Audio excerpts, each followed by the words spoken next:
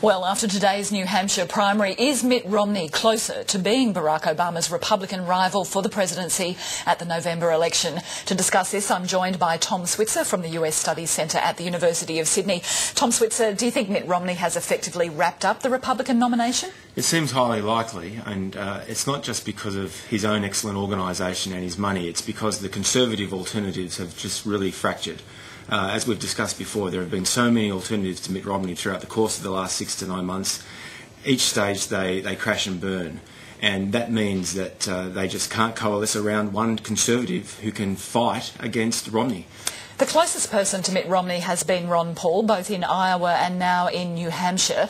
What do you see as his potential for actually being a real threat to Mitt Romney, or will he just continue to be a bit of a niggle? Well, the problem that Ron Paul has is that he has a fairly strong base of supporters. In American parlance, the floor is very sound, but the ceiling is very low.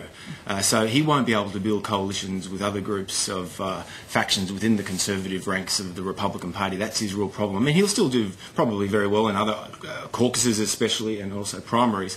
But the great fear, as Jeff Garrett said before earlier today on ABC 24, is that he may well believe his own publicity and run as a third-party candidate. That's right, and in that case, that would really split the Conservative vote, and that would hand the election to Barack Obama. The next contest is South Carolina, of course, and it's known for some pretty dirty politics. It's taken its toll in recent elections on many a candidate. Do you think Mitt Romney will once again be able to win there? Well, on paper, no, because he doesn't really have the Conservative credentials to win over South Carolina. But as I said before, his great strength is that the Conservatives are all disunited.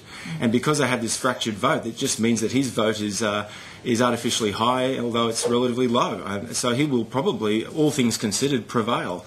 There are a lot of evangelicals in South Carolina, but not as many as there were in Iowa, and they turned out for Rick Santorum. Santorum might get a bit of a boost, Gingrich might get a bit of a boost, but I'd be very curious to see what happens. I suspect he probably will prevail. The Real Clear Politics average, which is the best polling average every day, shows that he is leading by a good 10 points in South Carolina, whereas a month ago Newt Gingrich was leading by 20 points. So it just tells you how this race is completely shaken in the last month. I know a lot of reporters and political observers never like a presidential contest to be over too soon, so, That's right. So we don't want to nominate. I won't be on the programme anymore. Exactly, what we have to talk about. But as far as Mitt Romney goes, I noticed he was also today being quite defiant about his business background because he has been attacked for being a corporate raider and somebody who's laid off people. He's been pointing fingers at those in the Republican Party who are putting free enterprise on trial. He's really shaping a message that he's going to have to continue to convince Americans about when he's got Barack Obama coming directly at him. Absolutely, and it was most peculiar to have so-called free market, right-of-centre Republican conservative candidates attacking Romney from the left.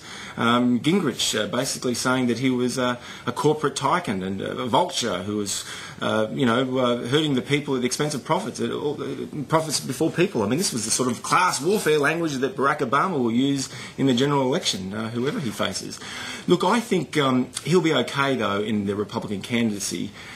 In a general election against Barack Obama, when unemployment is still so high, debt levels are of Himalayan proportions, home foreclosures are swelling, I think the class warfare message that Barack Obama and the Democrats will throw at Romney could have a bit of impact.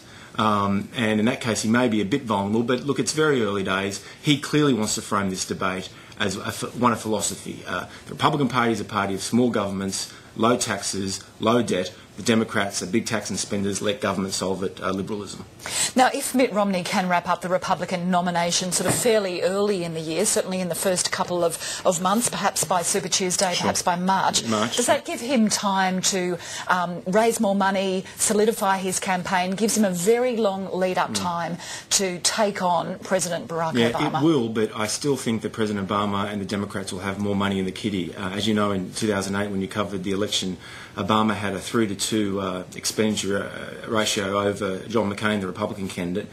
He's hoping to crack up to $1 billion in money, and a lot of that hasn't been spent because he hasn't needed to put out too many advertisements. So I think that Romney will get a bit more money, but not as much cash as the president. Still a fascinating race. Tom Switzer, thank you very much. Thank you.